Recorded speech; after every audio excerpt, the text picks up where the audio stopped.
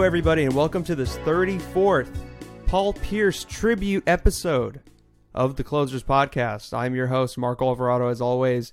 And today I have I always say a very special guest, but this guy truly is special. But before we get to my truly special guest, I must say, please follow us on Instagram at the Closers Podcast, on Facebook at Closers Podcast. We also have a YouTube channel. Subscribe. We're called the Closers Podcast. So find us on YouTube, subscribe to the channel. Working on a Twitter page. I really don't like to use Twitter to like promote stuff because I feel like it's just kind of lame, but I'm working on it. If you prefer to use that, it's coming. Slowly, but it's coming. So, this is not actually a Paul Pierce tribute episode. This is just, the number is 34, which is the number he wore, so got to give love to my favorite basketball player of all time, Paul Pierce. Shout out. The big one. Step back. 3. Love it. Fuck Kobe. So, my guest today is my really longtime friend, Ryan Takeshi, right? Takeshi Salinas. Yes, sir. How's it going, y'all? What's up, dude? It's good to have you on. This has been a long time coming. Yeah, I know. You've been trying to get me on for a while. Yeah, I have, dude. People want to hear about it. People want to hear you doing some exciting stuff, man. I mean, yeah, I am. It's just kind of... I wanted to do it in person, to be honest, because I know you've been hitting me up for a while, and I was like, dang, I really want to get on the podcast, man, but yeah. I felt like it wouldn't be as personal and like as genuine if we were just doing it over the phone or like video. So no, it makes sense. I'm so happy to be here. No, dude, I'm glad that you were able to come through. I know you're a busy man. You got a lot of things going on, a lot of family to see, a lot of friends to see. I'm just glad you're able to stop by. But yes, sir. So let's just take a stroll down memory lane. So I don't remember how you and I like met, but I know how you and I like got closer. I think I know what you're talking about too, which would be photography. Yes. Being TAs. Yep, and we were co-TAs of Mr. Pick's sophomores. We were seniors in 2015, and we were TAs of the sophomores. I was just writing about it the other day. Oh, were you? And like, I'm doing a project at Cal Poly, and I was writing about how I met you for some reason. Really? Yeah. I don't know why. I was just like writing about how I met Marco, and I'm like, dang, when did I meet Marco? And then I just started thinking about back to that photo class, and I was like, yeah, that's definitely where we became like solid homies. Oh yeah, it's weird to think because we knew each other like before then for sure, but we never really talked. Like we were just like, oh yeah, that's Brian. Like whatever. Like he's cool, I guess. Whatever. Yeah, I feel like we definitely had our own like worlds going on in high school until senior year. It just we collided. Immovable object hit the fucking unstoppable force. Yeah, we were running that class too, man. Yeah, we were. We really were. That was crazy. Like, shout outs to that class. If anyone's listening from that class, I actually had somebody on from that class, John, the boy JP, John. the kid. I know John. He's making moves right now too. Oh, shout out to John. Yeah, you're doing great things, bro. Yeah, dude. No, like it's crazy. There's some little prodigies in those classes, man. Yes, sir. Like, fuck, I never would have thought John, out of all people, like would have been on a podcast like that I was running. It's just crazy. But I mean, I feel like he was a lot more shy back then for sure. But he was definitely more chill than some of those those other youngins. Yeah, definitely. Yeah, definitely. I agree with that. But they can remain nameless for sure. But yeah, it's funny though because speaking of Mr. Pick, dude, that guy, we could talk about that guy for a while. Oh yeah, I love that guy. Yeah, so Mr. Pick was our photo teacher, and he ran the photography academy that me and Ryan were a part of, and we TA'd for him. And I feel like in a way he's definitely influenced my life. I don't think the podcast would be a thing if it wasn't for him. I don't think my music would be a thing, especially all the graphics that came along with the music and with the podcast and everything. Just those skills have become so useful. Yeah. And I know you can definitely speak to that too. I agree as well. I think he's just one of the more inspirational people in my life. Yeah. Especially pushing me visually and just as far as my dreams could go. Yeah. I don't know. I felt like out of all the teachers at Oak Grove High School, you know, being in the TDA, Technical Digital Arts Academy. Yeah. It definitely changed the way I viewed the world. How? In what ways? Like, you'd say, like, most people go to high school that don't have someone that's visually inclined or thinks outside of the normal linear box, or however you want to say it traditionally. But Mr. Pick definitely, pushed a different way of thinking, which kind of clicked with me more. Mm-hmm. Like, as a visual person, he understood that you had to see some things in front of you, and he just had a whole different view of the world, which kind of inspired me. And in what ways did it inspire you? Like, what types of things did he say that you can remember that? Like, I mean, just as far as even pursuing graphic design as a career, I remember thinking at one point, like, okay, art, graphic design, like, you can't make any money. This is bogus. Yeah. But then, having people like Mr. Pick, who's, I'd say, more or less successful as a person. Yeah. And he's made it. But just knowing that person had made it in my life and seeing and just having that door of graphic design open to me as, like, it is a possible career. It's not just like being like a fairy tale artist, or like starving artist, whatever. Mm-hmm. It's actually more of the modern, like, version of an artist that you can monetize now. So he opened the world of graphic design to me. And at the time, I guess, as a senior, I didn't even know that's what I wanted to do. I think ultimately I knew I wanted to do something that I loved every day. Yeah. I never wanted to pursue a career that, like, no hating on doctors or anything, but just I wouldn't be happy as a doctor if I was pursuing something like that. Yeah, or like engineering, stuff like that. You just want to be happy. I want to be happy. You're a creative man. Yeah, I think I needed that liberty, and that's what I was searching for in a career. Oh, yeah. And then just having something such as graphic design, like, thrown into my life via Mr. Pick. Yeah. It planted a seed that I didn't even know was growing until maybe a year or two into community college. So, yeah. I don't know. It was a blessing in disguise. For sure. Do you remember the moment when you realized that you wanted to do graphic design as opposed to studying business or studying something else? I mean, I went into CRC, declared as a biological psychology major. Wow. Yeah, it's already a mouthful, let alone all the work involved. Yeah. But, that was when I first got there, and then I think within a year or two, I can distinctly remember thinking, like, all right, if I'm going to be here going to college, this is my ticket to get out of Elk Grove in a way. Yeah. So and at that moment I was like, all right, if this is my ticket to get out, what am I going to get out of it? And all I could think of was, pursuing a creative field, and instantly I thought of my clothing and just all the possibilities of the type of life I wanted. Yeah. And shout out to CRC. Go Hawks. Go Hawks. And where are you at now since you've transferred? Like, status wise, I'm probably like a super senior at Cal Poly.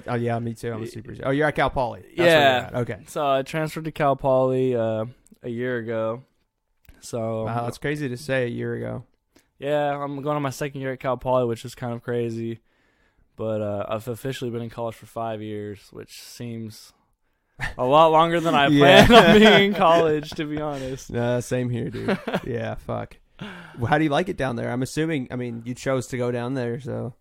Yeah, when I first thought of Pomona, it was kind of just like a home, like a fairy tale, like just like the perfect idealized place, just because it was somewhere different. Yeah.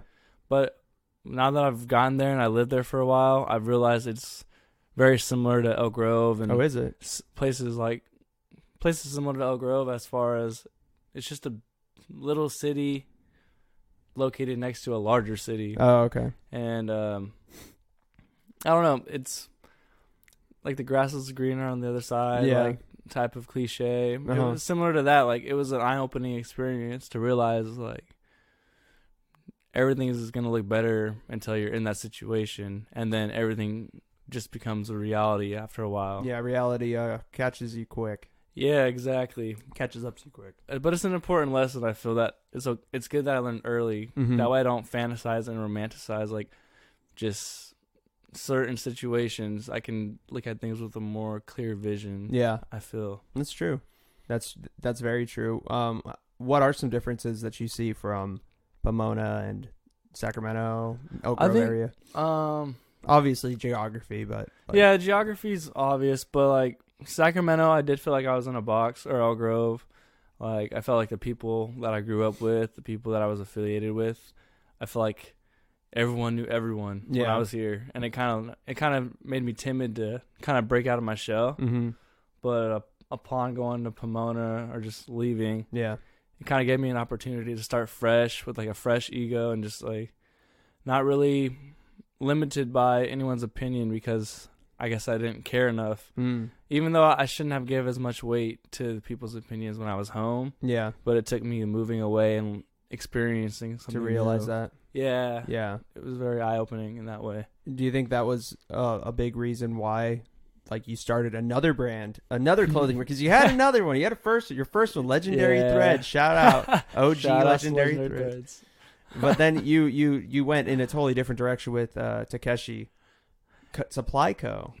Yeah, I mean, I think it did influence me and like definitely help push my confidence. Yeah. But it was Takeshi Supply Co. was always something I've wanted to do for probably the past 3 or 4 years. Yeah, just because I knew I wanted to create a brand that I felt like I could grow with, and what better thing to grow with than something that's based off of myself? Which, like, it's kind of egotistical, but like, but that's cool though. I mean, yeah, it's just something that I believe in, and I guess I don't believe in anything more than myself at the moment.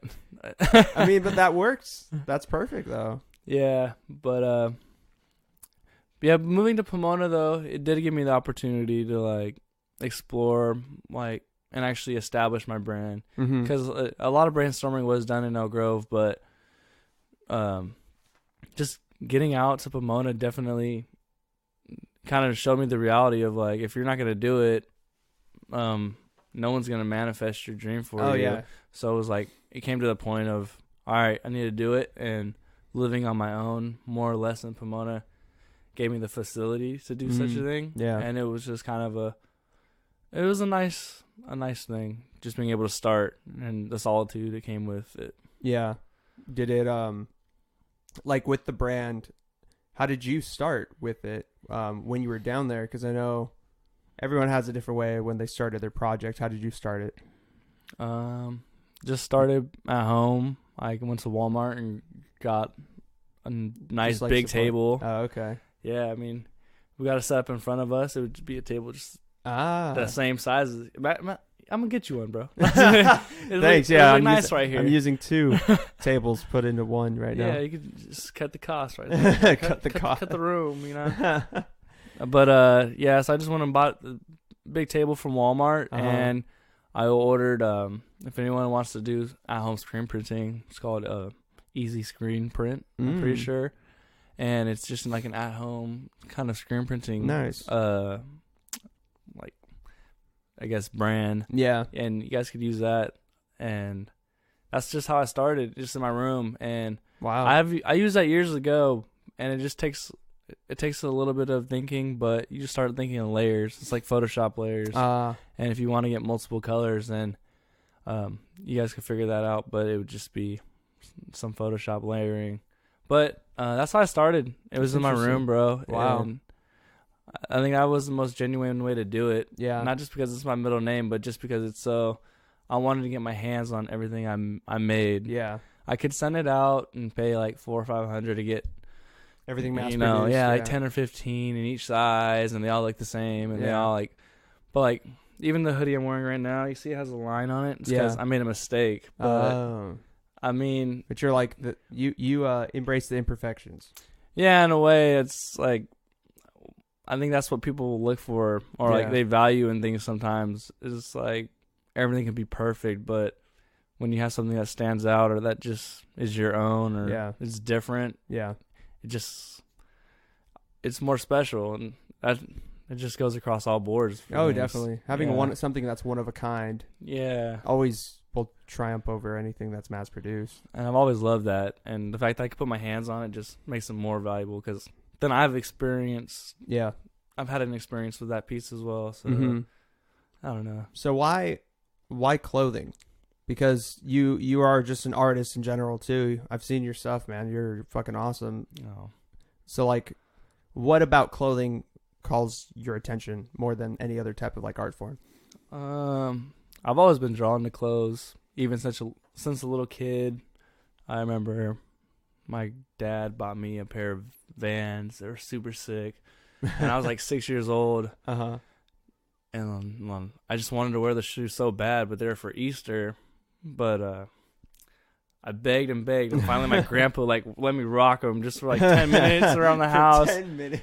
Yeah, but shout out grandpa. Shout out to my papa. But just letting me rock those shoes. I don't know. I think in that moment when I think about clothing, because I do feel a connection with clothing and the power that it has. That's why I'm drawn to clothing. The power that it has. The power that clothing has. What is that power? I think clothing is, it's part of your identity in a way. At the end of the day, yeah, the way that you dress, the way you present yourself, the logos that you wear, the brands you affiliate yourself with, it all means something. And I've always been fascinated with that idea. And clothing has always been it's been a part of my personality in a way. Mm-hmm. And if you take my clothes away, it's kind of like, I don't want to say I feel naked, but I mean, you would be literally. Yeah. Which I might like. No, I was kidding. No, but yeah, I've always felt like clothing is special in that way because it adds to your personality and it gives you, it's another voice. Yeah. Essentially. And so if you want to ask why I do clothing, it's because I feel like it's a very powerful way that people connect. It's, that's interesting. You go to school and you have like USPAN, which is U.S. Polo Association. Yeah. That's not the same as Ralph Lauren. The logos are very similar. Yeah. But like, it's just one letter off or like whatever. Yeah. And you'll get roasted for it. And I remember getting roasted for stuff like that, like shopping at Ross and whatnot. Oh, yeah. Everyone hated on Ross when you're growing up. But like, shout out to Ross, by the way. I love Ross. Dude, Ross, you get some deals at Ross. Yeah, I love Ross. But like, it was just something about the culture. Like, you're cool or you're not cool, depending on your clothes. Yeah. And just as harsh of a reality as that is, and like kind of pretentious, something about that sparked my interest where it was like, you can control how people think about you just based on a logo or just based on something so materialistic, but it means it can go so much deeper than that. Do you think that's like, do you think within our society that's fair though, to just base, because that is the first impressions are everything, obviously, in business and anything. That's the clothes you wear. I understand what you're saying. The clothes you wear is the first thing that people see of you. So that's the first interpretation of you. So, but do you think that's necessarily like fair in our society? Because I know there's some societies around the world where they don't really look at that first. Yeah, it's definitely not fair. I wouldn't say that. I guess it's just the reality, and that's America for you, and that's like the society that we're brought up in. Yeah, and I just happen to be fascinated and able to like participate in such a market, which I'm blessed. Yeah. But at the same time, just because it's not fair doesn't mean that it's not valid. True. And very true. Having that, just that whole, I don't want to say street culture, but just the whole language behind clothing that I think it's important to have for sure. Yeah. So this is like probably a noob question because I don't make clothes. I've worn the same fucking clothes ever since I was like a freshman in high school. So Margot style. He's lying. I don't know, but no, like when it comes to like streetwear, like outerwear, like more modern fitting, like what are the differentiations between clothing that are just like that. Do you know what I'm trying to ask? I don't even know if I know what I'm trying to ask, but like, because there's like outerwear, right? Yeah. Then there's like, but there's also like winter wear. Like there's all these different wares. Like what is it? What are the differences? Like, is it all just subjective? I don't know if I've really broken it down as far as that terminology, like winter wear, outerwear, sportswear, but I think the reason these terms exist is to market them. And sportswear, automatically you get put into like an active, sporty, sweaty, like it's just a different market. And I don't know, I haven't really thought too deep about it, but Because that always confused me whenever I'd like some companies use the term like outerwear for their jackets and stuff like that, and others use winterwear. But it doesn't have to necessarily be winter for you to wear something that is outerwear. So like I'm always confused. So I was like, man, I gotta ask Ryan, like, what's up? Like, what is it? Like, why? Like, what are I guess I'm kind of shallow when it comes to what I wear. I need to start thinking about it more. What would you use? What terminology would you use? Would that sweatshirt you're wearing be considered outerwear or winterwear, or would it be considered? I think I simplify things down. I try not to get too fancy or too specific with the terminology. Wow, you not fancy? Wow. Yeah, surprisingly. Character development. I mean, in other ways, I'm fancy. Some things you got to dumb down.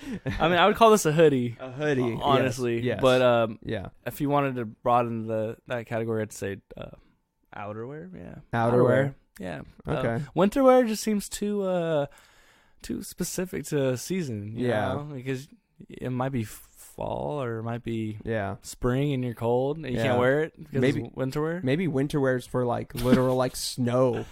Oh yeah. Maybe it's like for like straight up when you're going into like super wintry conditions, like you're straight bundled up, freaking waddling around. Yeah, you're only allowed to wear winterwear if there's snow outside. I mean, I mean, you don't have to, but you have fun with frostbite, right? It's official.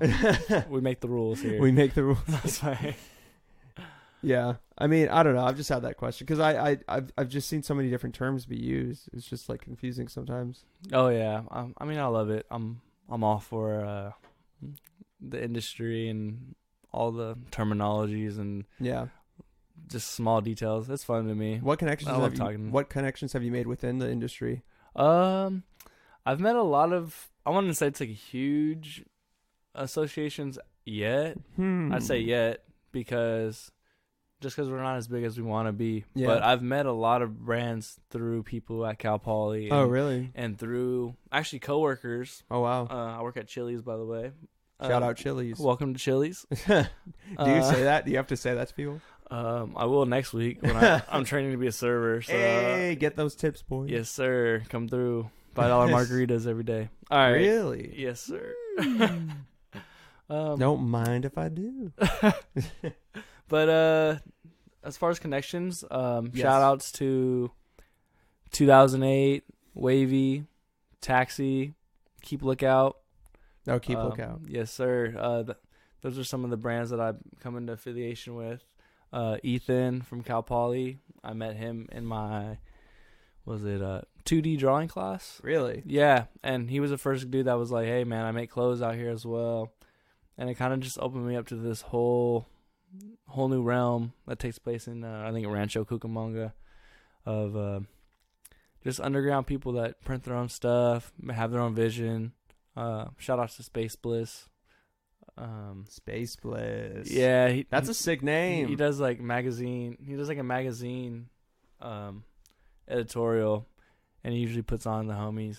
Nice. But, yeah, just meeting all these people out there has been nice because it's just finding people like myself that are they have a vision and they're trying to manifest it into reality. Mm-hmm. And that's the first step in making a dream come true or just, pursuing anything. You have to take that first step. And it's been very inspirational seeing that there's actually people out here doing it. Yeah. And I'm not too far behind and I'm not as where I want to be, but it just kind of reassures me that I'm in the right place doing the right things, You'll definitely get there. Yeah. You'll get to that point for sure. How do you feel about all the support you've gotten for Takeshi?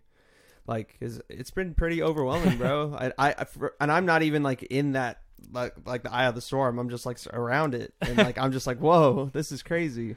It's been awesome. I mean, I appreciate everyone that supports me and that is even listening to this podcast. Cause I mean, I don't feel like I have much to say, but the boy's modest. He's fucking modest. Humble. No, but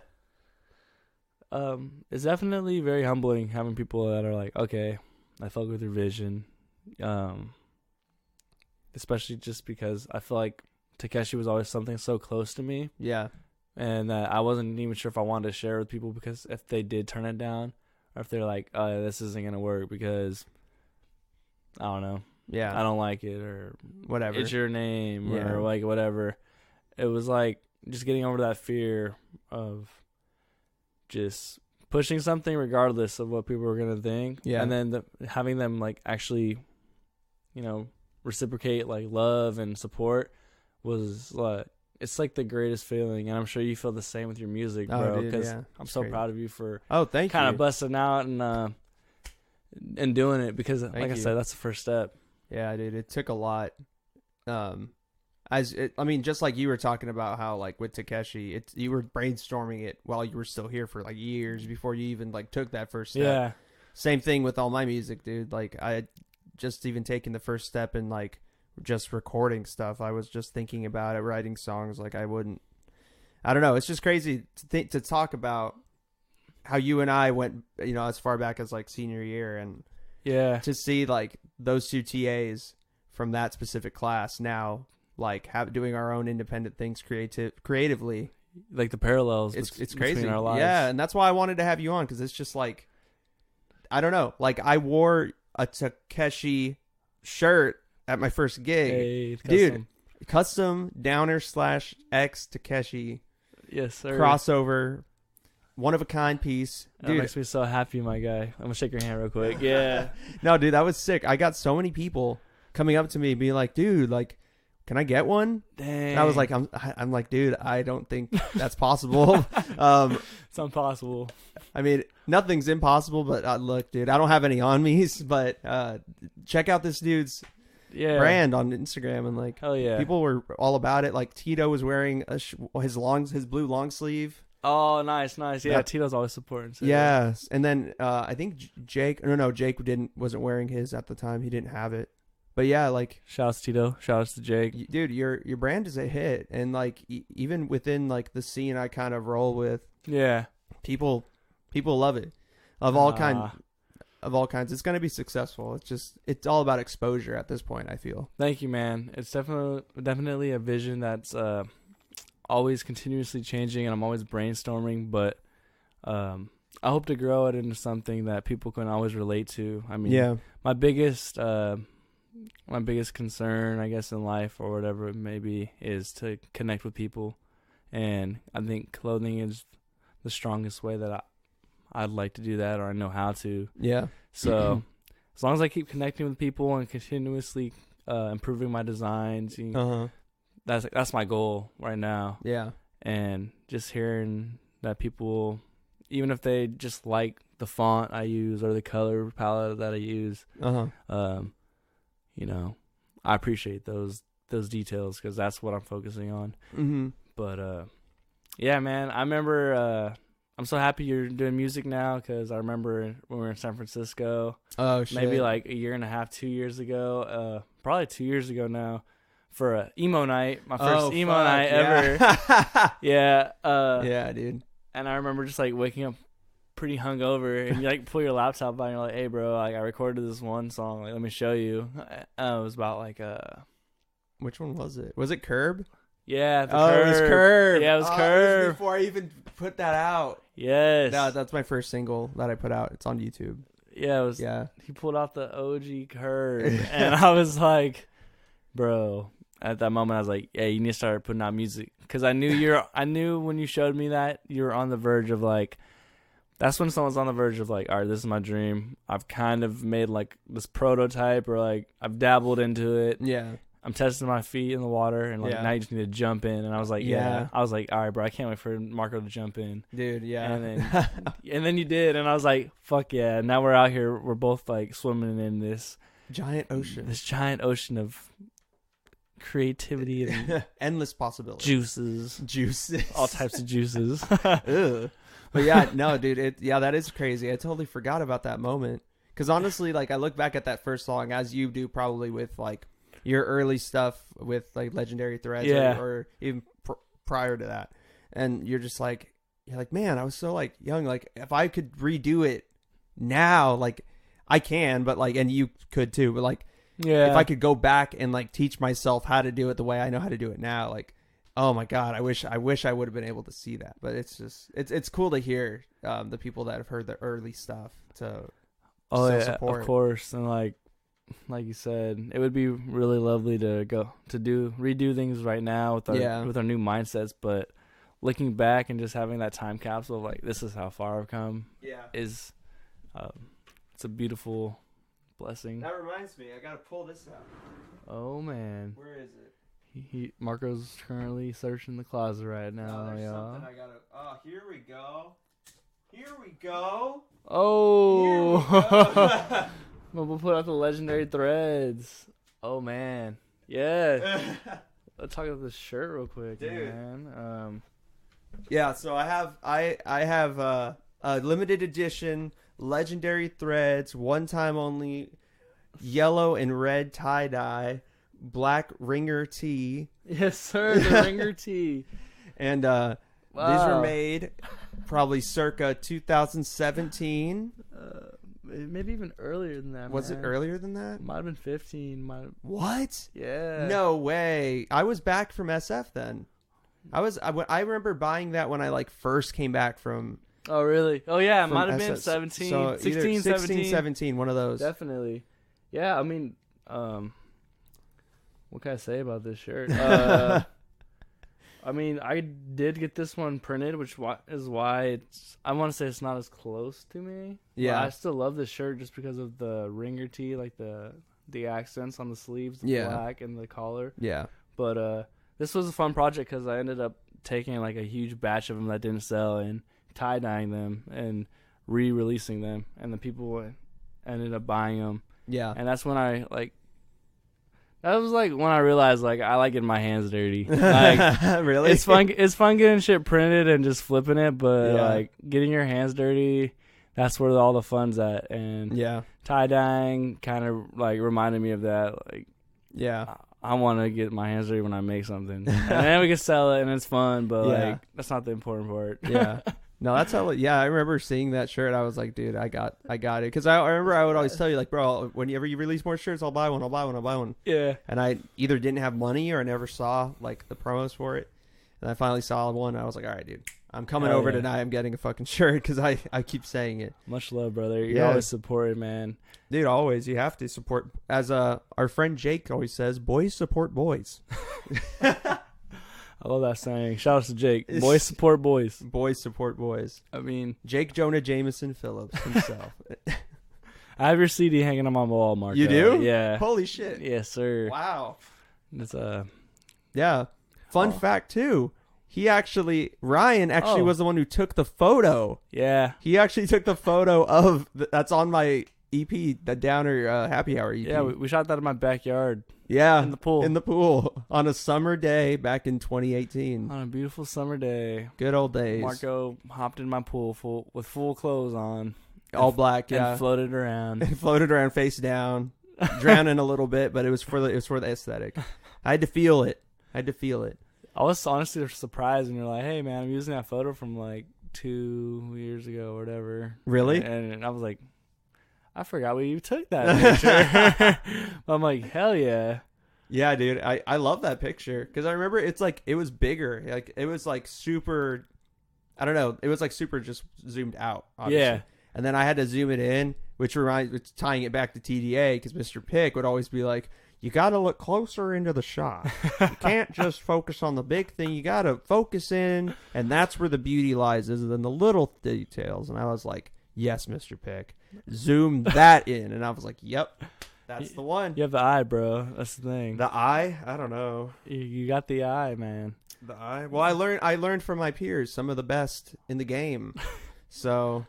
I just took the picture, but Marco edited it all, so I think he did a great job. Thank you. But yeah, no, dude, it's just like I've said, it's just crazy seeing the progression for us both, but specifically for you, because like I don't know, there's a difference. I think the biggest difference is like I was able to come into my own after I came back from San Francisco. I was really able to learn from that experience and like everything else that happened after that. And was able to grow. And now I'm able to do my music and the podcast and do all these things. But like with you, it took you leaving and like staying out there in order to like, you know, take that first step, like you said. Yeah. So it's pretty interesting just seeing the difference. Like you can do it both ways, I guess. We're examples of that you can do it either way. We're kind of like mirrored like flip-flop situations in a way. Mm-hmm.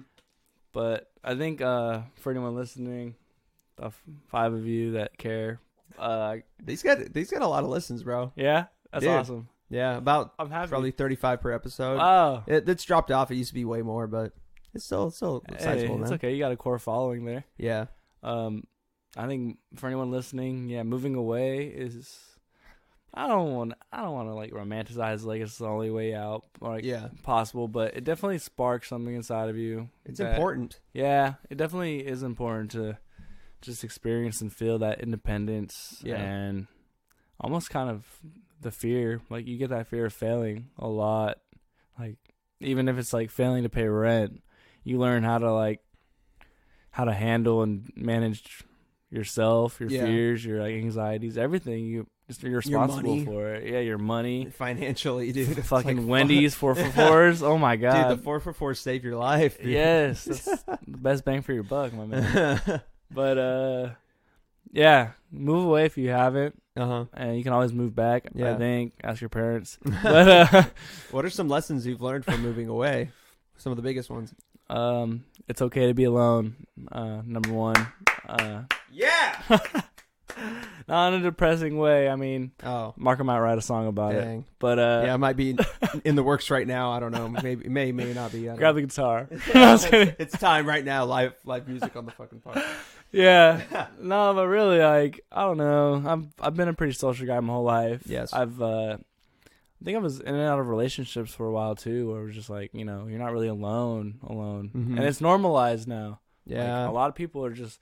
They jump from relationship to relationship, and, and it's normal. You're like, that's okay. Like, yeah, that's just kind of how it is. But. Yeah, but going away definitely, not that it forces you, but because trust me, I met a lot of people when I was in LA, mm-hmm. and a lot of temporary feelings, temporary things. But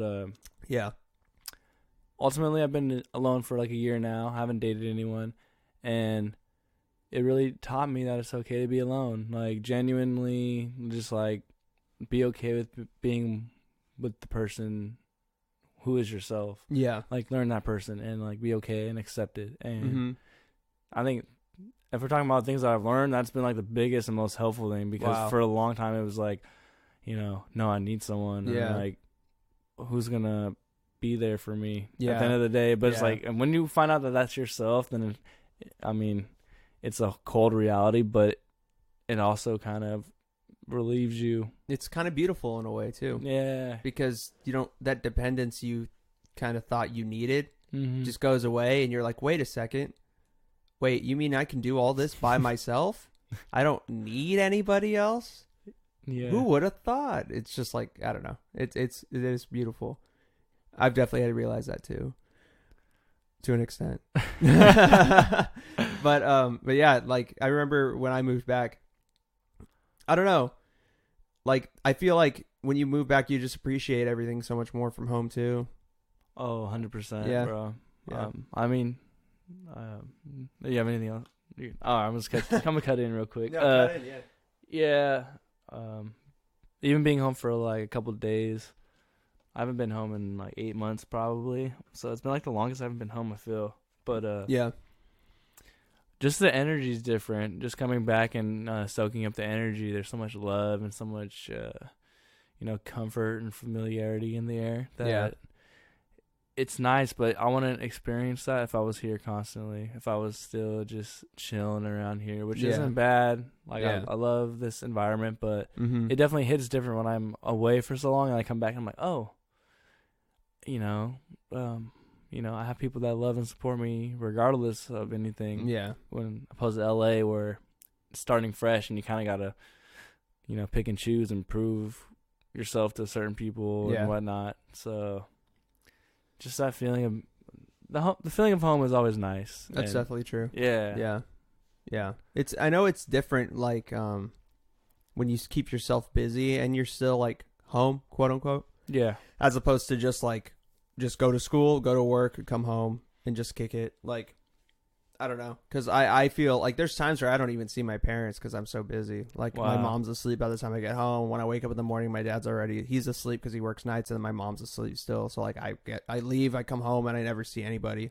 That's a weird feeling. So it's like it is weird because on one hand, people tell me like, "Hey, dude, like you still live at home, like you're fine," but at the same time, it's like I barely really see my parents. Yeah. So it's like it's just funny what you're saying, because even then, like when I get weekends to just kick it and watch football with my dad, it's like nice. I'm like, this is awesome because I don't really get this a whole lot. Hell yeah. So it's goes to show you could even have that experience by still being here, but it takes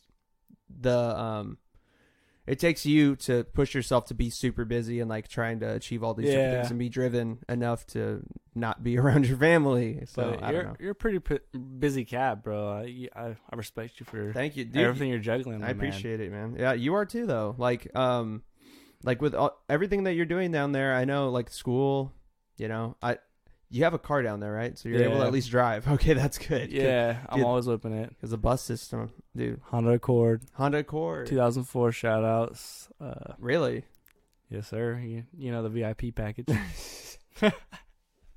You know how we do. Yeah, I mean, it's just interesting. Like, I feel like another thing you just learn more about like the culture as a person, like the culture of California too, is like living in a different part of California. Like SoCal's people are pretty different from it's way people different up here. Yeah, it's way different in SoCal, and like you said, NorCal and SoCal. I mean, we want to think we're one and the same, but no, we're very different. Yeah, and the line is drawn at the word hella. I'll put it there. They don't say that. Huh? Nah, I mean, I've been criticized a couple of times in SoCal. Not criticized, but they're like so confused. Like, what did you just say? I'm like, hella. Like, this is hella good. Or, this is hella fire. Hella fire. I just love that word. That is a great word. I don't understand why people don't get it. I feel like people fake it. I feel like people are just like, they hear the word hella and they're like, oh, this is a NorCal person. I'm going to make them feel bad. For being from there. What did you just say? Hella? What? It's like, shut up. You know what I'm saying. Yeah, use your context clues. Yeah. It makes sense. Fuck it. God. Stupid. Fuck SoCal people. I was kidding. No, I bet they're great people. Of course. I bet you made a lot of friends down there, huh? Because you're, like you said, you're a social guy. It's easy for you to make friends. Yeah, I mean, I made friends. I'll say that. No, I don't even know what I'm choked up about. But oh yeah, no. I've had some backstabbing friends already too. Oh, that's shit. Like, but what? Let's avoid that conversation. Okay, yeah. But we don't have to talk about that. But what I want to say is, like, I have met a lot of friends and it was hard, but I think ultimately, if you're a good person, I think you'll survive anywhere. I think you Marco, you can go anywhere. Wow, thank you. And you'll be fine, my man. Appreciate it. I think that's what helped me, was just being empathetic and being able to relate with people. It was like, you could put me in any situation, and at the end of the day, we're all human, so yes, we can all relate to certain things. Yeah, and for the most part, that's like the sufferings of humans. Like, we can all relate on like having rent due, getting your heart broken. Just like not being able to land a kickflip after the 58th, 100th time trying. Chip on Marco's shoulder. Yeah, but exactly, like, just these. I feel like we're all united mostly by not tragedy, but just our sorrows and our efforts. Like, we're all related. So, definitely. If you can understand that, I think you'll be fine going anywhere. Which is also why I make predominantly sad music. Shout out Downer. I see, like, I never talk about it, but like, because you've been such a big supporter of me and my music, I feel like I have to. Yeah. I feel like I can't not talk about it. Hell yeah. No, we definitely need to do a shameless plug on Downer right now. I don't know. I just feel like I don't want to like ever really talk about it, because I don't want it to be like, hey, listen to my podcast where I'm going to have a guest on, but then just talk about my music the whole time. I'm like, fuck, like, I would hate myself if I was somebody else hearing that and be like, fuck you. Nah, totally. But but definitely mention it. I mean, I showed my dad my poster the other day, and it has your name on it. Yeah. For my night market that I'm currently creating. Yeah. The 333 night market by Takeshi. It's going to be a night market one day, y'all, where have all the homies come together and just make clothes, play music, have a good time. Just something I want to work on, but it's a project right now. Yeah. And Marco's as Downers on the cover or my poster. I was showing my dad, and he was like, he's seen Downer. He's like wondering who that is. Like, oh yeah, he's gonna perform. That's Marco. That's Marco's stage name or whatever. And he was like, Downer. That doesn't sound too happy. Like, it doesn't sound. No, he said it doesn't sound uplifting. I was like, exactly, up, down. Like, it doesn't sound uplifting, Dad. Like, oh my God. So, Big Rye. Yeah. Shout out Big Rye. Shout out Big Rye. I love seeing that dude. I love when he comes into my store, dude. It's so funny, bro. Yeah. It's so funny. He always has like the funniest stories to tell me. He doesn't come in too often, but whenever he does, man, makes my day. He's a genuine guy, and he's just a hard worker. Oh yeah, I love my dad, man. Yeah, he owns his own business now, right? Yes, sir. His own construction company, B&R Construction. Shout out. Working out Elk Grove. If you need anything, custom homes, custom building, my dad will make it for you. If you need a custom T-shirt, refer to me. No, I'm just kidding. It's all quality. Yeah, we're all custom made out here. On my Regardless side. of which round you go to, you're gonna get quality. Trust me. Trust me. Believe me. I know quality, people. Believe me. Yeah, but yeah, shout out to my dad. I love that because he finally opened his own company after working for other people for so long. Yeah. And he has the experience. Yeah, man. I mean, I love it. The American dream. I support it. American dream. I bet that can be that's a pretty big inspiration for you then, your dad, like seeing that he's basically been able to do it himself now.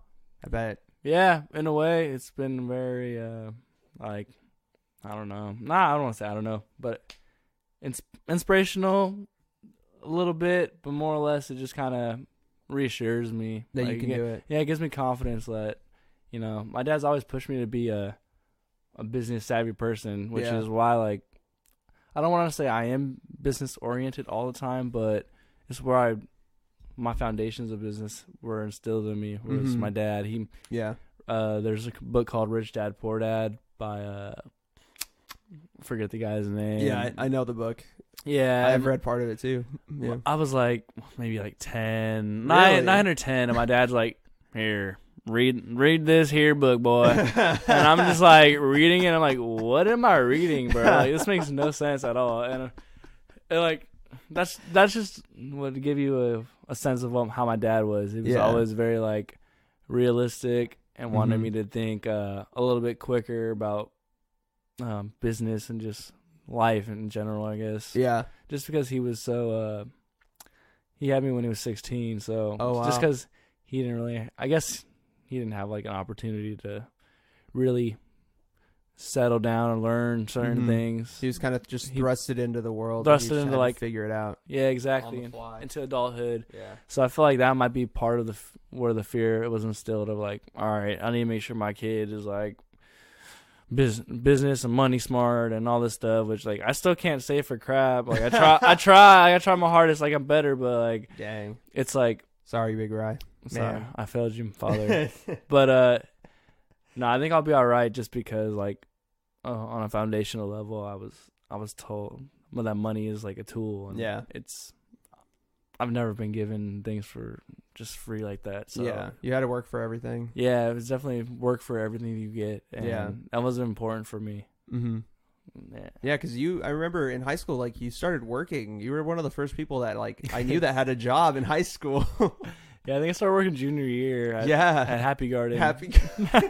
Yeah. Shout out Happy Garden, bro. I love the shout outs. Yeah, shout outs to Happy Garden. That's my place. Best Chinese food this side of the Mississippi. Yes, sir.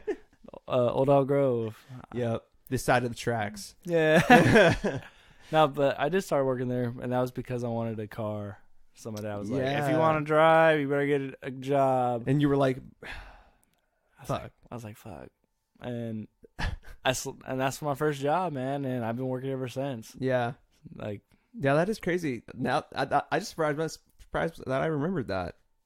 like you were one of the first, if not the first person my age that I knew who had a job, and then when I saw that you did it, I was like, fuck. I was like, all right, well, I got to figure this out. Hey, fucking Ryan setting these standards. I know, it's like, setting the standards. I know. I'm like, damn, he has money. I need money too. I don't even know what I was blowing my money on. Dude, I remember back in the day when you'd get like $150 like payout. Yeah. And you'd just be like, yeah, I got fucking money, bro. And you would like be able to, it felt like you were able to buy so much with just $200. And now it's like, bro, 800 fucking, that's it. That's all I got? All I got, $800, bro. It's just, it's funny. Oh, yeah. Putting things in perspective like that. Yeah, money just seems to be worth less and less the older I get. I know, yeah. Or maybe things just get more and more expensive. Probably that too. Yeah. Shout out to inflation. Yeah, true. I just remember I'd get like my first couple checks from the UPS, and then when I just let it slip where I work. Okay, who gives a shit? Shit. It's fine. I don't give a fuck.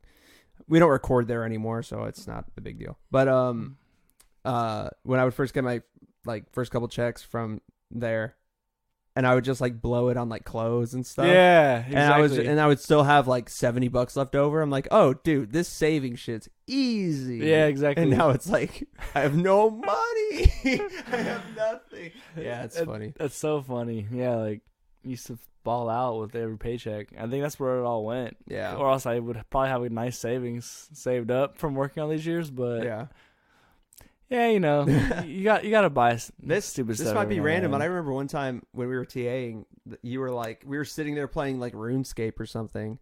Ooh, love it, RuneScape. Or you were playing RuneScape, and I was just like on my phone listening to music or something, and you were like, bro, I fucking hate having to spend money on stupid shit. I'm like, what do you have to buy? And you were like, I had to drop $400 on fucking tires in my car. And I was like, well, I mean, that's pretty important, but damn, $400. Oh you had $400. God. I was like, man, I wish I had $400 to just blow on tires.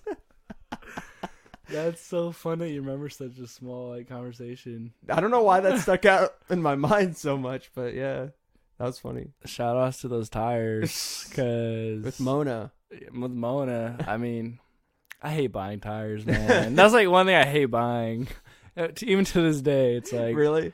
Why? Yeah, just because you don't notice them at all. Oh, yeah. They're just tires. And then you look at them and they're like cracked and shit. You're like, fuck. Yeah, and then like a year or however much later, they're like, oh, yeah, you're already like down to 50% tread. And I'm just like, really? I just bought these motherfuckers. And it's like it's such an arbitrary thing, too, because they have their own measuring system. But, fuck tires. That's right. Have you, going back to art, have you got your feet wet again with any like black and white photography, any like like the dark room and all that type of shit, or? Let's see. The last time I did do any film photography was that's what it's called. Jesus Christ. That's okay. That would be like 2 years ago, I think, 2 or 3.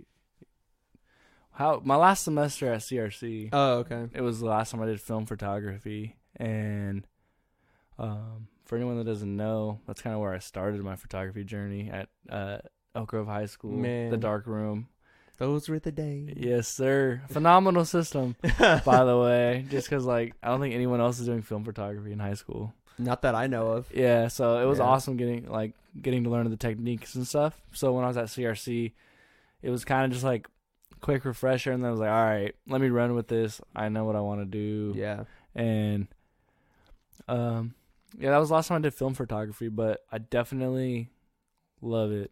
Or compared to digital, it has a way different feel. Mm-hmm. And just being in the dark room and the whole experience is it's nice. It's way different than digital, obviously, but I recommend people trying it, especially if you're out here at CRC, wherever. Yeah, they have a good program there for sure. I like the ability with black and white or like darkroom film photography to like be able to change like the lights and darks pretty easily, and not have to use Photoshop and not have to like put it into a program and then use the levels and then put it black and white and then fucking like it's all just there manually by hand, and you can like fuck around with whatever you want to use. Like it's cool. I like that about it. I mean, I feel like it's the manual version of Photoshop because then you got to put it under the projector. Oh yeah. And then and then you gotta put it through the chemicals. Dude, I used to wash it. I used to suck at that shit though. I used to be really bad at like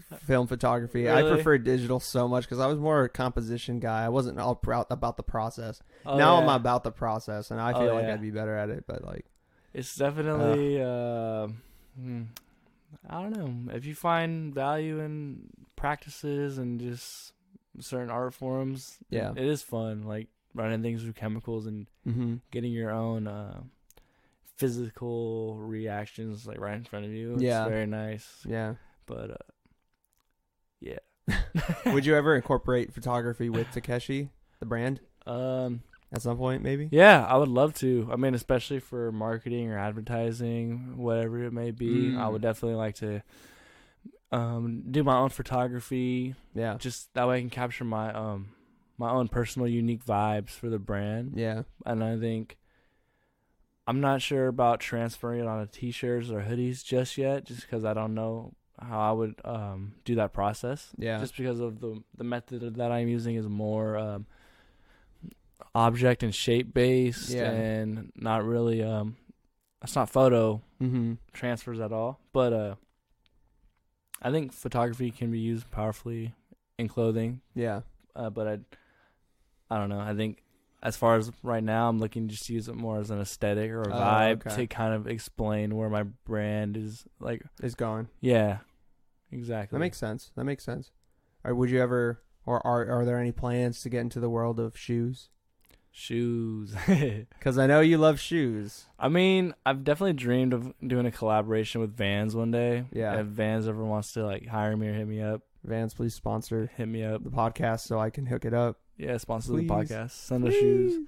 But I own like over 20 pairs of Vans, I want to say. Really? Yeah. That many. I know. I'm ridiculous. But it's because they all have their own story. But anyways. True. And your Vans are supposed to be dirty, by the way. If you have clean Vans, I can't trust you. I'm just going to say that right now. They got to be dirty? Yeah, they got to have some scuffs on them. Yeah. And, I mean, dabbling into shoes, I would love to, bro. Like, that sounds very appealing to me just because I've always loved shoes. Like my story I told you earlier about my shoes. Baby boy with the baby Vans. Yeah, like I've always loved shoes. Like that's like the main aesthetic that I love when you walk in with the fit and the perfect pair of shoes and people see that and they're just like, damn, there's like solid. Who's that guy? Yeah. Bro, like I've always loved shoes and if I could ever design some or get in that realm, I'll definitely take that up. And you know, I think if I stay on the path that I'm on, eventually I'll be working with companies or something that I could actually get my hands on. Because for sure, I love it. For sure, man. Dude, yeah, there's no doubt in my mind you'll get there for sure. If it's not, maybe next year, it'll be soon. Yeah, it'll be soon. I mean, 2020, man, it's a new decade, and there's things change every decade. You know, like what brand? Like Supreme wasn't even a thing back in like 2009, right? Yes, I mean Supreme's been around for a while, but they definitely have taken off. In this past decade. Yeah, in this last decade for sure. It's been a skyrocket. You just never know what can happen, man. You never know. Yeah, I mean, right now I'm just speaking things into existence. I really have no, like, anything set in stone. But I'm just patient, and I have a feeling that I'm going in the right direction. That's all I can really do. Oh, yeah. Any little sneak previews you can maybe give the audience about when you're going to drop the next like batch of stuff, when the website's gonna go back up? Yeah. Anything? Yeah, definitely. I'd say that before Christmas, I'm gonna do at least probably around 10 hoodies for release. They're all gonna be different and personalized. For outerwear. None of that winterwear crap. But before Christmas, so within the next couple weeks here, because I want to get it shipped to you guys out before the holidays. Yes. But yeah, I do have a batch of hoodies coming. It's going to be very limited, and it's not really focused on the audience. Sorry to say that. It's not going to be focused on any previous like hits or anything that you guys have kind of gone crazy about. just for personal reasons. Yeah. I want to stay true to myself. The reason I made this brand, which is to make stuff that I want to wear and that I love, and I'm gonna stay true to that with this drop. They're gonna be dope hoodies. I'm excited. But yeah, dang, is it gonna be so like, man? I'm excited now because like I know what that means. That means like logos and like random places and shit. Hell yeah, that's gonna be sick. I love overbranding. Overbranding. Like I wanted. Okay, this is okay. I'm sorry that I did not do this, but I was so close to purchasing that purple racer, the overbranding one. Really? I fucking love that shirt, dude. Oh man, I was so close, but I needed to pay my car. It's okay. And yeah. I was just like, fuck, dude. I really want it. But that's crazy you say that because I was looking at that T-shirt the other day. And really? I was like, I love this shirt, but no one else seemed to love it. But that's exactly the reason why, like I just mentioned to you right now, like my next batch is gonna be more based on like something that you like, that I feel is gonna be, like that I like because good. Yeah, and that means I'll like it too. Probably, most likely. I love it, bro. 95% sure that that's the case. Dang, man. Well, I'm excited. I can't wait. Once the website goes back up and you drop those items, I will definitely plug it on the podcast so everybody knows about it. Hell yeah, thank you, man. Of course. course. I'm definitely gonna be putting the website back up soon. It's currently down, but it'll just be up, in it'll time be up, for the holidays. Just in time. What do you want for Christmas, Ryan? What do I want for Christmas? I want another pair of Vans. A puppy. A puppy? Some companionship. Oh, I'm so sad. No, but in all seriousness, if anyone that has money is listening, I'll take an iPad. An iPad? Yeah. Not a Microsoft Surface? Oh, hell no. I live in LA. I can't be rocking around with the PC. Oh, no, I'm just playing. So yeah, that's for those Midwest folk, man. That's for like people in Kansas and Arkansas. Dang. Yeah. Nah, how about you, man? You got anything on your wish list? Fuck, dude. Well, I don't know if you know this. I think I told you. I'm going to Sweden for 6 months. Studying abroad, right? Studying abroad. So literally any sum of money, anything that I can take over there for like I don't know, just anything I could use in my journey there that's not oversized that I can like fit. I don't know, anything useful. Or travel advice. Yeah, travel advice, like a book of traveling advice. Maybe like a book of like what to do and what not to do in Sweden, because their culture over there is interesting, man. Really? Yeah, like there's this thing called the Swedish silence that I've come to like kind of research on, and basically, you know, when you're on like when we went to San Francisco, we went on the Muni. Yeah. People are talking, people are jabbing, you know, whatever. Over there, you get on their subway system and it's just quiet. Silence. Just silence. So like that, you have to kind of get used to that. And like people actively kind of avoid their neighbors when you're living in an apartment. Where like in the US, like people love their neighbors. Like I know everyone that lives around me. Like in Sweden, that's not really the case. Like they kind of stay out of each other's way. Interesting. Just out of respect. Like in their opinion, that's respectful. Like not getting in their other person's way and like making it seem like, you know, their area is inhabited by another person. Like you want to give it off the vibe that they have their place, their home, space. Yeah, where here it's like, hey neighbor, how's your day going? Like fucking, you know, which can get annoying sometimes. You want to go home, you're tired as fuck, and then somebody sees you, and you're just like, fucking God, okay, I have to talk to this person for like 5 minutes. It's exhausting. Sweden has that all figured out. Yeah, they're like, yeah, fuck the bullshit.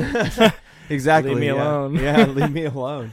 Which No. maybe I don't know. Maybe I'll like that. Hey, that's exciting, bro. It sounds like you're gonna have a lot of social cues to get used to out there. But yeah, it's gonna be weird being on the outside of a culture. I've never really been that way. Like in SF, I was somewhat, but that was for different reasons. But you're more or less still an American in California that knew where you were at. Yeah, it wasn't that big of an adjustment because, like, at the end of the day, I went to SF before. Like, the biggest adjustments were just like learning like when to cross the street, like when is the right time to cross the street, because in SF you don't cross when it says to walk, you cross before. And if you see a car coming, you don't like speed up, like you know the car is gonna stop. Yeah. Because, you know, they can pay for your shit if they hit you. So yeah. It's like, there's a lot of different things in SF like that. Sounds like you'd become like very ruthless on the road. Oh, dude. Even as a pedestrian. You have to be ruthless. Oh, and bicyclists are the worst, dude. Nobody likes them. Oh, wow. People walking don't like them. The people in cars don't like them. Other bicyclists don't like other bicyclists. Like, being a bicyclist in SF or anywhere else in any bigger city, I can assume, is the worst thing you could possibly be. Because nobody likes you on the road, bro. Oh, I bet they're ruthless, man. They're just like, they act like they're some tanks. They're just like riding and they go left and shit. It's like, dude, put your fucking hand away. I'm about to hit your hand away. Like, running right into your hand. Like, just get on the side. Like, I wish they had separate just sidewalks for the bikes, not a bike lane. Because fuck that shit. Like, I mean, an actual sidewalk. That'd be so much nicer. But I think it's because the bikers are just the cross between pedestrians and then someone that wants to get somewhere fast. So it's like that mentality of like, if you hit me, I'm suing you. Yeah. And I'd have to get somewhere quickly. Yeah, that's true. So it's just like, they're trying to get the best of both worlds. Yeah. So yeah, fuck that. Choose. Yeah. Either you're going to walk and be late like everybody else, or you're going to be driving and be in traffic. Okay? That's it. God, try to be smart. I'm going to cut through traffic with my bike. Fuck you. God. Point of the story, if you ride a bike, we don't affiliate with you. Yeah, no affiliations. No, none. But yeah, culturally it'll be interesting being skateboard all day. Oh, sorry. I'm planning on like doing some skating in Sweden. Dude, it's a very skatable place I've been looking into. Yeah. At least pushing wise. You know me, I don't do tricks. So. What's your biggest what are you looking forward to the most about going to Sweden? Just being in kind of like the same reason why you were looking forward to going to Pomona. Being in a different environment, meeting different people, growing in a different environment. Mm-hmm. Honestly, the break, the resting, because with work, with the podcast, with my music, it's just been like a constant. Ever since April, ever since I got back from my Boston trip, like I started the podcast and I did music, like everything, started recording way more seriously, and it's become a lot. So I'm excited for the break of like not doing the podcast. Season 1's about to end soon. So like, congrats, my guy. Thank you. So like that being over for a time, my music, like all my equipment's going to stay here. So just like maybe focusing on songwriting specifically while I'm over there. Yeah. Work, I'm not going to really be working over there because in order to work, you have to have a work permit, and I'm not going to be able to get one. So it's not worth it for 6 months. Yeah, for 6 months. So I'm not going to be working. Going to school there is a lot less, what the fuck? A lot less, a lot less demanding than the American school system. So. Oh, really? Yeah. So it's a lot more like, I don't know. I know somebody who went to study abroad over in Europe, and they took like 3 classes while they were over there because they had like terms instead of semesters. So like within the one semester, they have like 3 separate terms. Oh, okay. So they took like 2 classes the first term, 1 class the second term, and then 2 classes the third term. Wow. It's like 6 weeks each. They had a paper for each class. So they had 5 papers total in that entire time, and they were all due at the end of each term. So every 6 weeks. Wow. And that was it. Like the rest of the time, he was able to go walk around, and like he was able to visit all these other countries and like that's awesome. Live the life. So I'm excited for that. Like I'm looking forward to a lot of things, and also more importantly, the people. Yeah, I'm excited for the people. Hell yeah! I think all of those things sound very exciting, and I think it's all going to add up to a really valuable lesson and experience, and opportunity for you. Just, I'm excited, especially how you say you're not really bringing too much of your working supplies with you as far as like your guitars and the podcast stuff. Yeah, but restricting yourself might be like the best thing for you for that time period. Oh, and definitely. You might be able to soak in stuff, and I think it'll be valuable, and I can't wait to see like what you end up taking from the experience and sharing with everyone else. Thanks, man. Because it's gonna be. I'm excited. It's gonna be awesome. Yeah, an inspiration of mine, like, because I know you asked me the other day about my inspirations and like, or like my idol, and I was like, whoa, my idol, and I said the Beatles. Yeah. Which it's true, they are, but another one of them is the band Bon Iver. So Bon like Iver. yeah, so his first EP that he released was called For Emma Forever Ago, which came out in like 2008, 2007 on like MySpace. Wow. Yeah, it was a long time ago. But the interesting thing about that album is like he went through a breakup, right? Yeah. He got like pneumonia, and then he moved back home from his like house or he was living in like North Carolina or South Carolina. Yeah. He moved back home to like Wisconsin and had to live with his parents, and he was like 26, and he was just like, man, like all these things fucking suck. Like I'm in a shitty place in life. Yeah. And so what he did is he went to his like dad's cabin in like the woods for like 6 months and just was there just like chilling and wrote that song wrote that whole EP in that course of 6 months. And it's, if you listen to it, it's so simple. Like everything's just really simple. Yeah.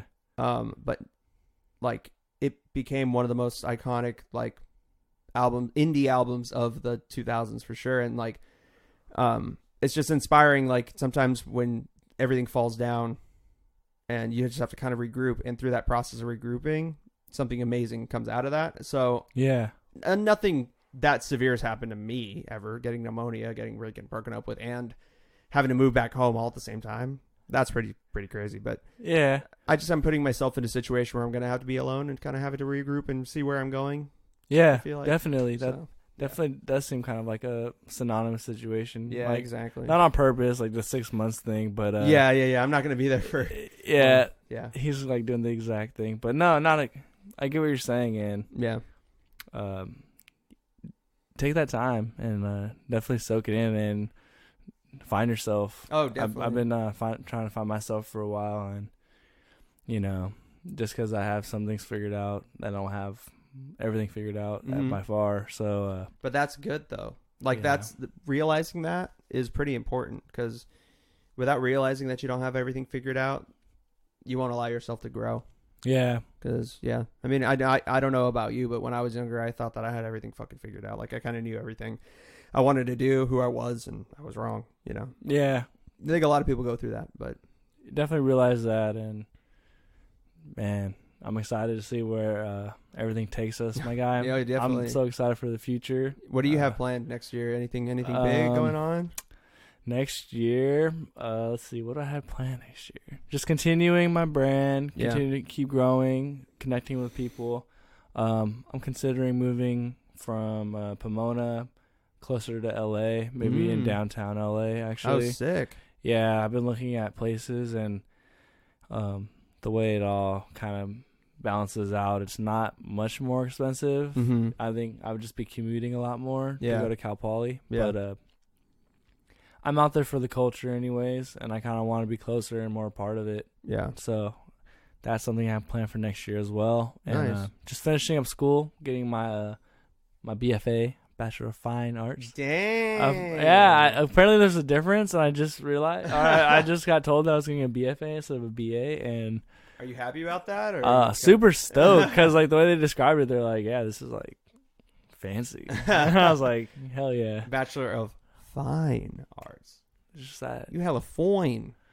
The fine arts. The fine. Yes, sir. Going hard. But yeah, that's what I got planned. That's cool, dude. When are you graduating next year? Or? I think it was a year and a half the last time I was like trying to calculate it out, but we'll see. I'm a content person. Not that I'm like just okay with anything happening, but I'm content with taking my time, because I know when I look back on everything, it's gonna be like, damn, I wish I had like another year in college to figure shit out. Yeah. So I'm definitely trying to embrace the present moment more, and not just keep looking towards the future, because I feel like the way everything's set up right now, like society wise, I don't want to take a society, but it's just, you always gotta look towards the future. But I'm content with just being in school, being broke, kind of just on the grind. I'm content with that. So I'm not in any rush, but I want to make money and get out, of course. Yeah. But, well, that's good though. Being content is, from my experience, the hardest thing to attain in life sometimes. So the fact that you're content makes me happy too, just to know that you're in a good spot. So yeah. Thank you, my man. It's like a lot. Yeah. Well, I think we're at that point where it's time to skedaddle on out. Wow. I didn't think I would make it the whole time. Yeah, we're at 75 minutes. It's crazy. Hey, nice. Yeah, it didn't feel that long, huh? Yeah, never does. Classic Marco, like conversations. God, dude, Jesus Christ. It's funny because I don't feel like I'm ever that clever in conversation until I'm around you specifically, and then I just like start like coming out with the zingers. And you're just a cheeky individual, my guy. That's all I gotta say. Oh God, well, thank you, man. I appreciate it so much. Hell yeah, man. Well, is there anything else you want to say before we depart with the audience? Hello, world. Hello. Spread love. Keep the positive energy going. What's the brand's Instagram name or your Instagram? So they can connect with you. If you want to plug it, if you don't want to plug it. Shameless plug. Follow me at Takeshi Supply Co. Takeshi Supply Co. And that's on all social medias. Ooh. I mean, I don't have a Twitter, but it's on Instagram and maybe Facebook. But you don't have a Twitter? I forgot about that. Yeah, I'm actually gonna start looking into starting to tweet more. So nice. Keep your eyes out for that. But hoodies coming out within the next couple weeks. Keep your eyes out for that. Yep. Check me out at Takeshi Supply Co. Ryan Takeshi is my personal Instagram. Yes. And everyone have a lovely day. Spread love. Be kind to each other. And let's just keep supporting everybody. Yeah, I love it. Yay, Ryan, Woo! You are now a closer. You are now officially a closer, and I'm so glad you are now an alumni of this podcast. Thank you for coming on. Thank you, my man. I appreciate it. Of course. So this week, we actually have a closing out the week. Congratulations, people. You made it 3 weeks without a closing out the week. Finally, I have time to record one. We'll see who's on. It might be one of the usual suspects, or it might not. We will see. But it's going to be a good topic. Down the pipeline, I don't know who's going to be on next week, actually, for like the actual main episode. But we have a lot of interesting guests coming up, and I'm going to just list them off for you, Ryan, because I know you'll have a good time with this. So let me hear this. We got, at some point in the future, we got Grant Chesed of Careless Cub will be here. Boy. Sitting on that couch talking about music and stuff. And it'll be a very interesting discussion because me and Grant have a very storied history, and it's going to be really fun to talk about those things. Awesome. And then we also have, at some point, Gavin Stein and Tito Salamanca are going to be on the podcast at the same time to talk about Star Wars. What? That's going to be a deep dive. And then at some point soon, I'm hoping we can finally have my dad's old trio, the Trio Intimo, on the podcast to talk about their music and their rise in the Bay Area music scene and all that stuff. So it's going to be really fun. Of course, sprinkled in there are going to be some episodes with my coworkers, some throwback type of episodes. Some great names you just listed, bro. Those are some interesting people. And most importantly, the OG guest, the first guest I ever had on, will return to the podcast sometime in December. Quinn, the Moondog Kalani, will grace the Closers podcast once more, coming back from Hawaii for Christmas break. We're going to be able to get into everything that this man has been wanting to talk about because he keeps hitting me up about all these things he wants to talk about. Finally, we're going to be able to do it. So stay tuned in for that. I'm really excited about December. We're definitely going to end this season off with a bang, and thank you guys so much for hanging in there with me. Without any further ado, we will bid you an adieu. I will see you on Friday for closing out the week. Love you guys. Take care.